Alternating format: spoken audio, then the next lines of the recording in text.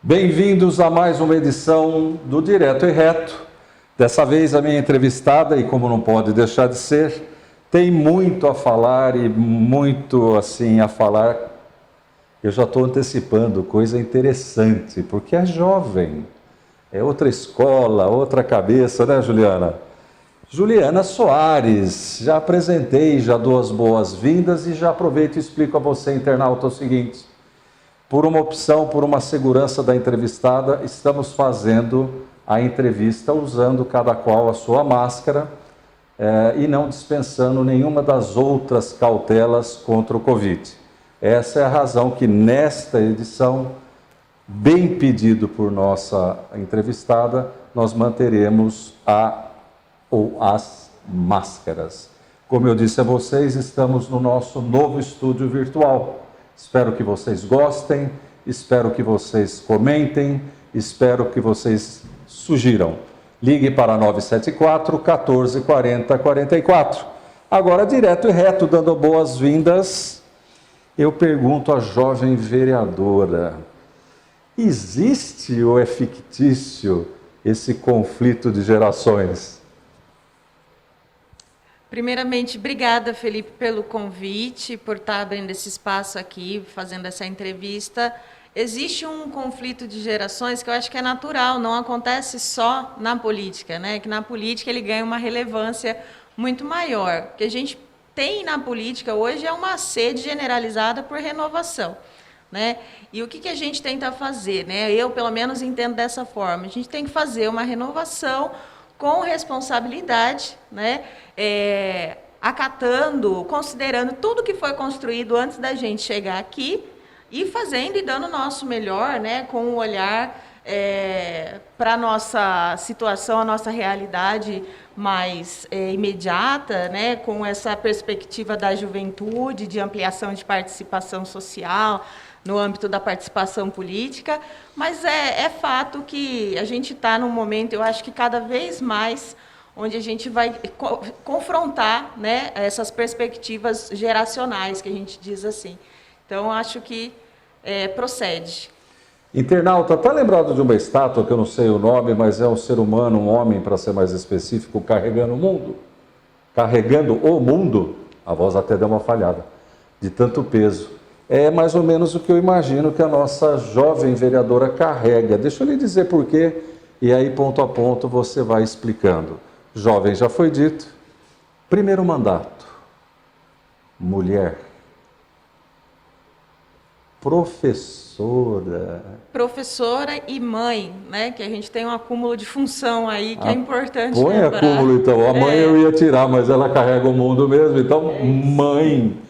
Juliana, fica muito à vontade para dizer para o nosso internauta, principalmente para a internauta mulher, tão jovem quanto você, ou aquela não tão jovem que queira se renovar, se reanimar, se refortalecer, o que te move carregando tanta dificuldade? Não que a filha seja uma dificuldade, não é isso, mas é mais uma tarefa muito importante.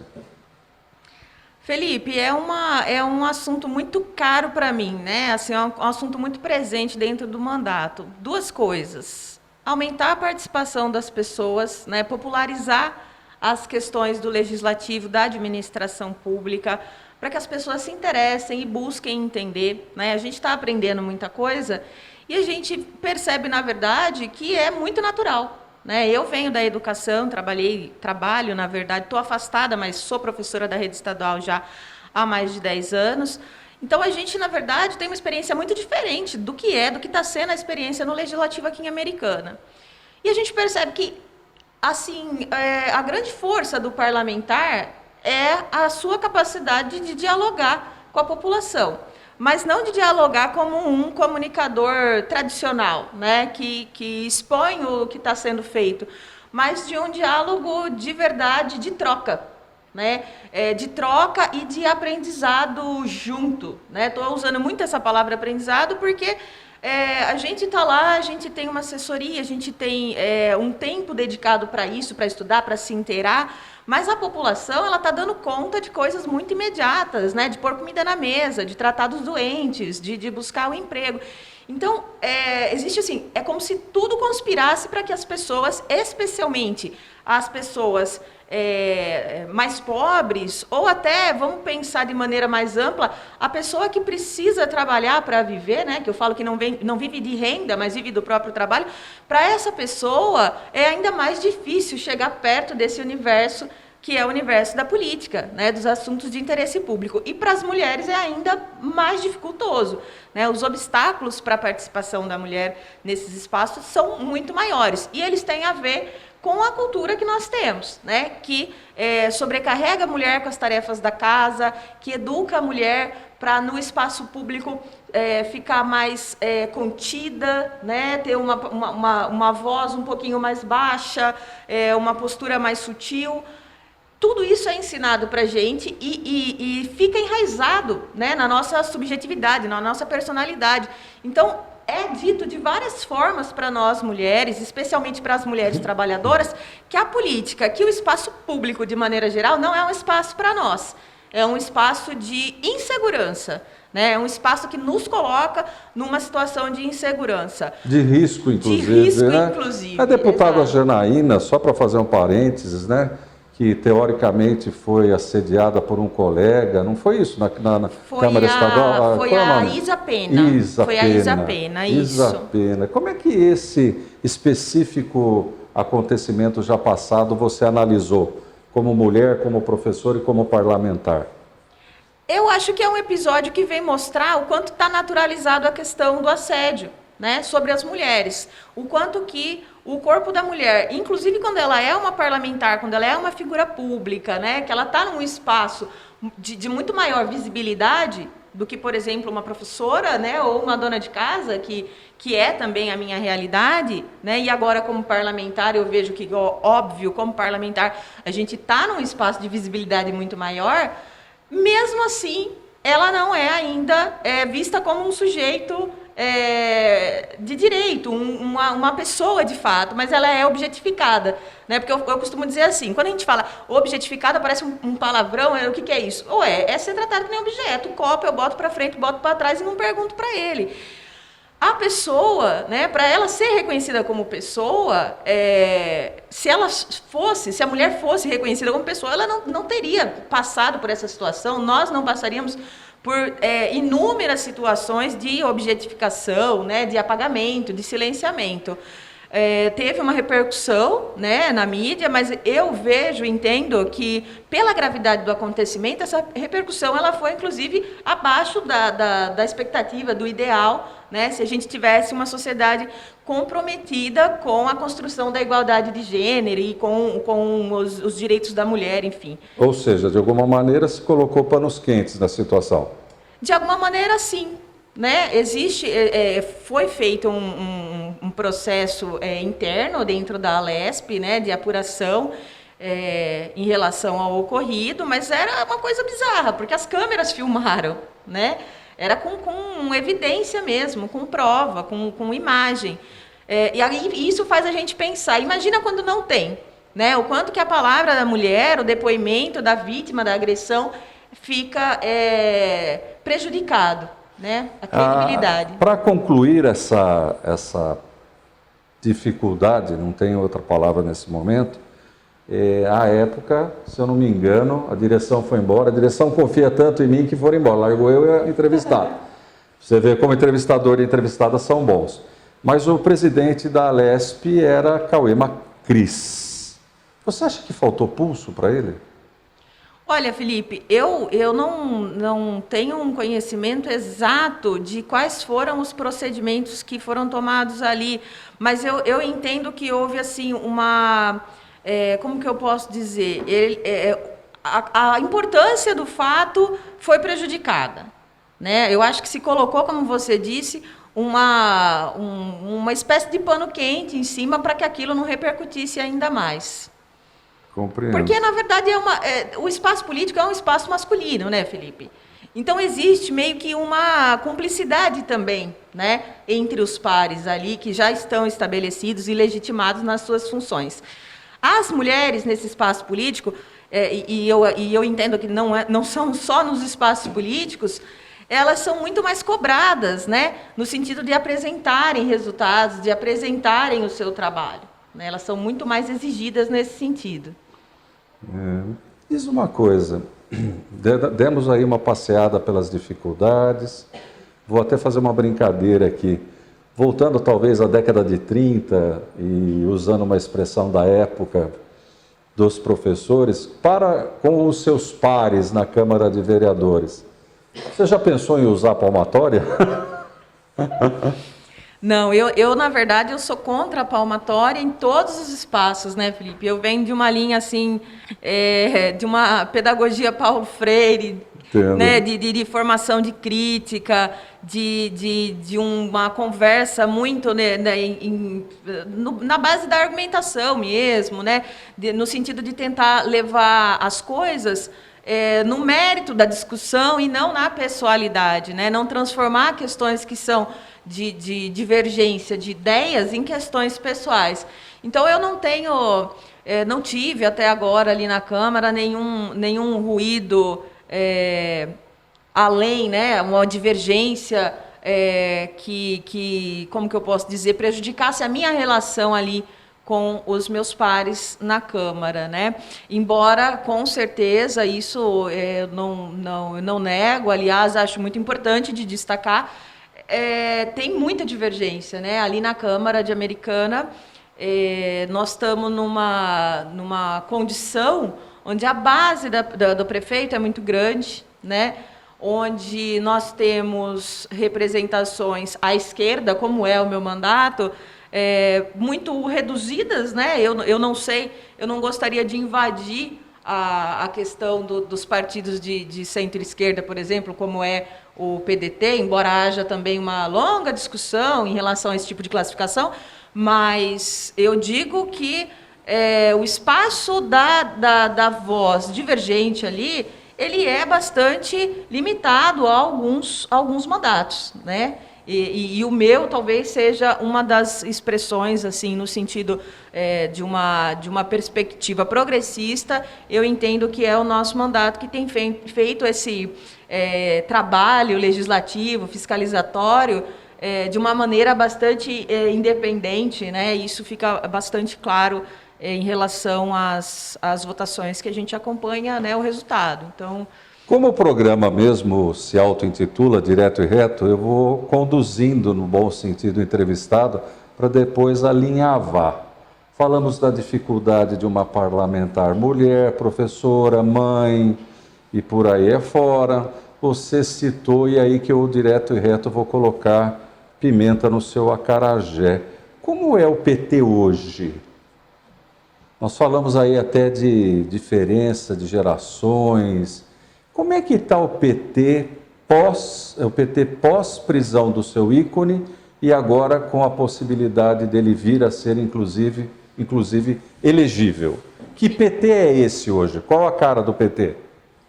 Olha, Felipe, na verdade, o que acontece? Quando a gente fala do PT, né, se a gente fizer uma análise bem assim, histórica, em termos de números, em termos de administrações petistas, o PT é, sem dúvida, o maior partido de esquerda do Brasil, e aí eu ouso até dizer da América Latina, é uma representação que tem esse corpo, né?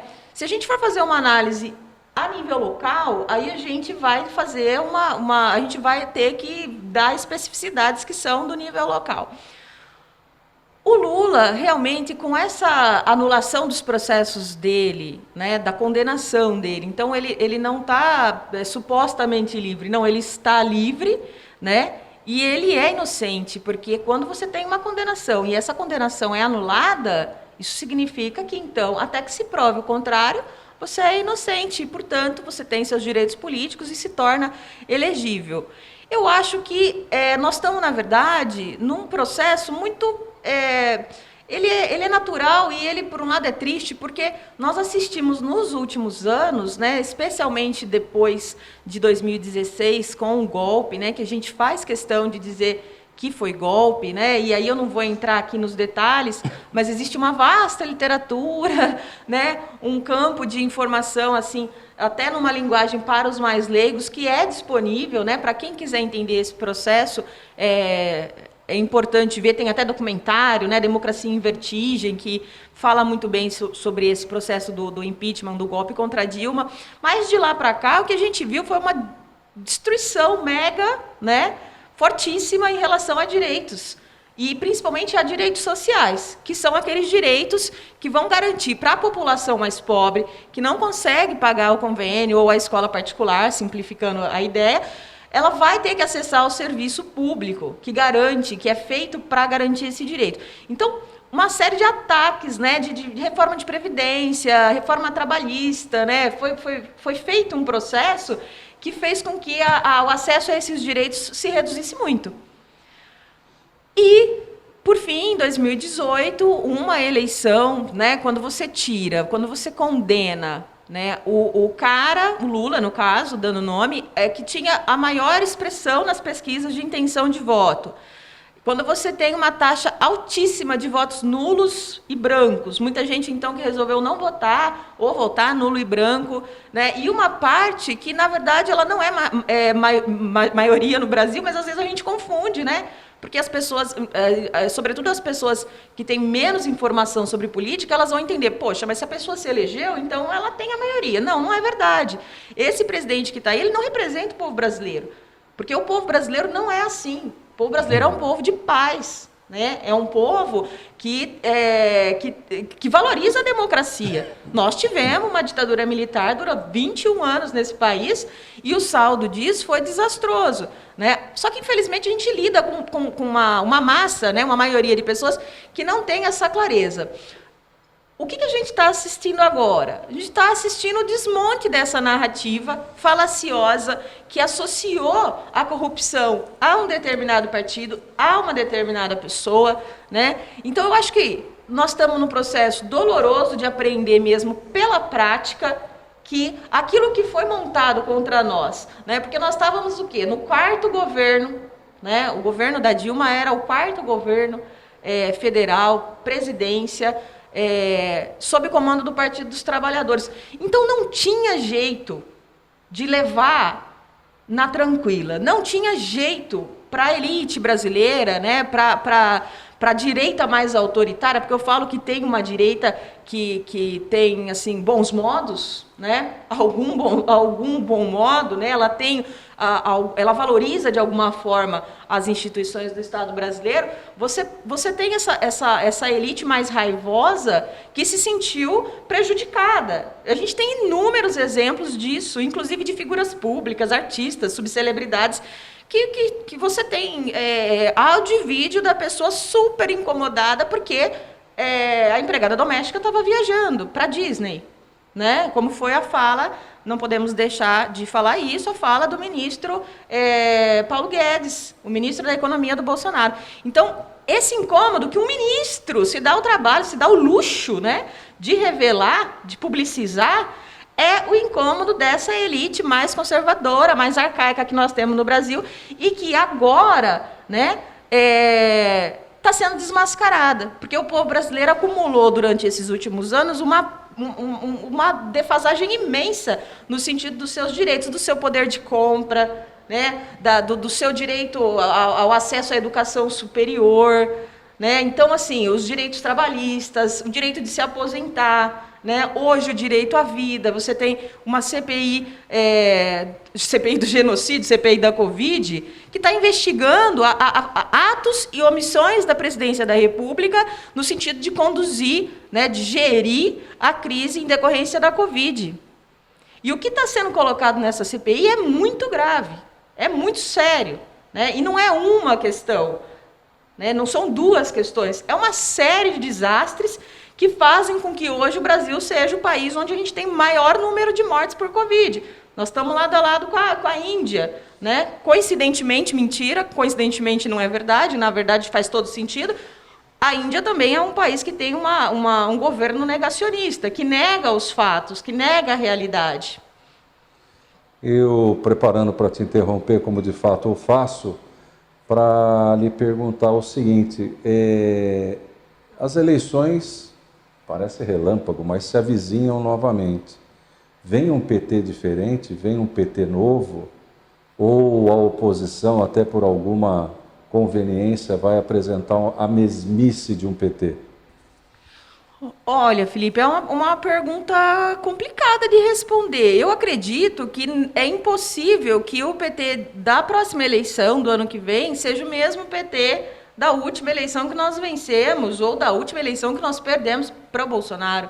Né? É impossível, porque a realidade se transforma, outras posturas nossas são exigidas. Né? Eu acho que a gente tem que ter muita responsabilidade, até como eu falei, somos o maior partido de esquerda, né? Fizemos aí as melhores administrações no sentido de ampliar direitos, de combater a corrupção. Uma coisa que eu fico maluca, Felipe, é quando alguém fala que PT é corrupção. Isso me deixa pirada. Porque se você estuda meia horinha no Google, de verdade, é pesquisa simples, você encontra sim informação que vai no sentido completamente oposto. São governos, os governos petistas, né, falando a nível federal, são governos que investiram muito em fortalecer instituições de combate à corrupção.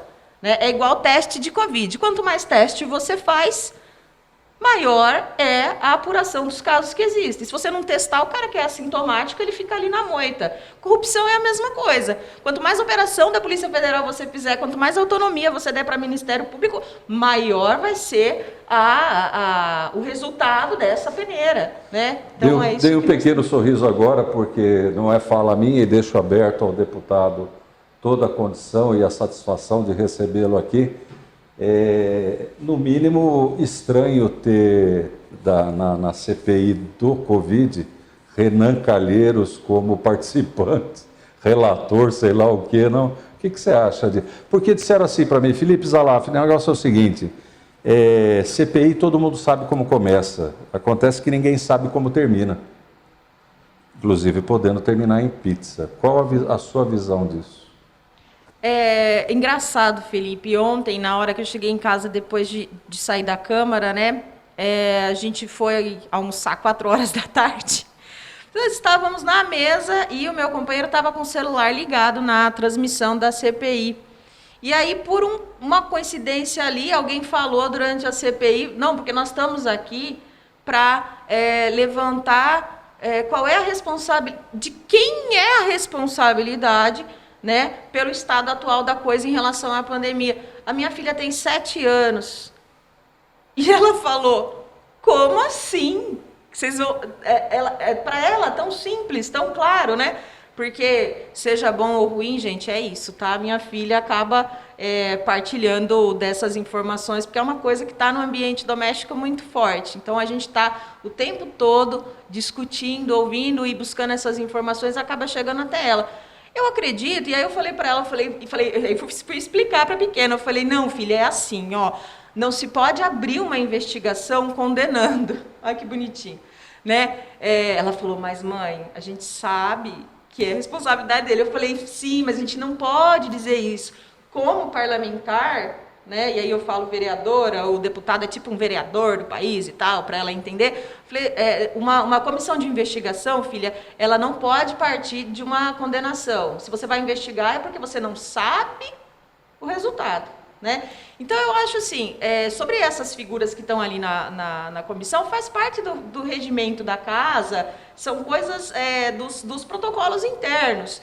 São inúmeras contradições, né? E eu acho que as contradições todos temos, né? O que a gente não pode fazer é jogar o bebê com a água do banho junto, né? Então a gente vai e temos críticas a esse parlamentar, a esse deputado, a esse, mas eu acredito que essa análise global sobre a condução da CPI, o resultado da CPI, não pode levar em consideração essas contradições. Ela tem que ser olhado exatamente esse processo de investigação. Perfeito. Caros internautas, caríssimas internautas, é o que eu não vou me cansar de dizer e pedir a vocês.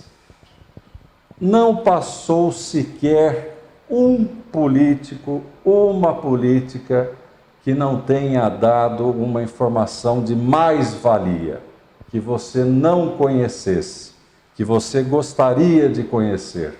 Por isso eu peço, sem cansar, participe do programa, fique perto do seu prefeito, fique perto da sua vereadora, fique perto do seu candidato. Ligue, participe do programa, ligue para 974 14 40 44. O tempo passa muito rápido, então eu agradeço muito a sua presença e deixo esses momentos finais para suas palavras, suas considerações, sua ideia para os nossos internautas, para os seus eleitores. Obrigada, Felipe. Nessas considerações finais, eu gostaria de falar assim rapidamente, acho que é importante. Como eu falei no começo da entrevista, eu entendo que a maior força de um parlamentar, de um vereador, né, em qualquer nível que a gente esteja pensando, vem da sua capacidade, da sua comunicação, da sua capacidade de articular com o povo, né? Da sua capacidade de trazer o povo para perto da política. O que nós temos feito em relação a isso? A gente tem criado grupos de trabalho, né? Quando a coisa é muito pequenininha, um requerimento, uma indicação, que eu falo que é coisa muito simples de fazer, né? Não tem nem muita coragem de divulgar, assim, porque eu falo, nossa, é tão... indicação, né? Você falar assim, olha, coloca uma placa, coloca uma lâmpada, são coisas importantíssimas, mas que eu falo que elas deveriam ser secundárias, né? Porque imagina, né, com toda essa estrutura que nós temos de trabalho, né, com toda essa responsabilidade como vereadora, eu falo que para as coisas grandes, como foi, por exemplo, o projeto do auxílio emergencial aqui para a Americana, né, que era previsto R$50 por pessoa do grupo familiar, para as famílias de vulnerabilidade, pobreza extrema, para esse tipo de coisa, para agora, como é a discussão do orçamento pelos próximos 4 anos, coisas grandes, né, a gente diz, vamos formar um grupo de trabalho. E aí, vem gente de qualquer filiação partidária, né? A gente tem gente de vários partidos, inclusive de campo político, de direita, né? Que está lá, porque agora é parceria pontual. Nós vamos conversar, né? Nós vamos abrir a participação para a população entender, se aproximar do assunto. Peguei os anexos todos do PPA, mandei para a galera por e-mail, vamos conhecer. Para quê? Até para a gente qualificar essa participação, esse apontamento que o cidadão faz ao longo do nosso mandato, né? Por que não foi feita tal coisa? Olha, vamos estudar junto, tá aqui, vamos pensar junto como a gente pode melhorar essas propostas, que propostas que nós podemos fazer juntos que vão atender aí o interesse da população. Então, eu acho que meu mandato está muito voltado para isso. Nós temos um projeto agora que está tramitando na casa, que vai criar a Procuradoria Especial da Mulher na Câmara de Americana, que é para institucionalizar o espaço da mulher, né, no sentido de uma busca mais ativa, de um espaço mais consolidado, institucional mesmo, para que a gente fortaleça a participação e representação das mulheres e, de maneira geral, para que a gente também aproxime as pessoas, a população, para que a Câmara de fato seja a casa do povo, né? E possa fazer os seus trabalhos em harmonia com as expectativas da população. Internautas, não existe melhor convite do que esse feito pela vereadora. Participe da política, afaste aquele pensamento de que é algo muito distante, é algo para pessoa erudita, é algo para cara de terno e gravata, almofadinha. Vá lá e participe de orçamento, dê a sua sugestão, mostre a sua dificuldade, a sua necessidade. Você tem aqui no Direto e Reto, neste apresentador e na sua equipe, que sem ela esse programa definitivamente não existiria, mais um caminho valioso para que você tenha voz, ouvido e vez. Até o próximo programa. Muita saúde, muita paz.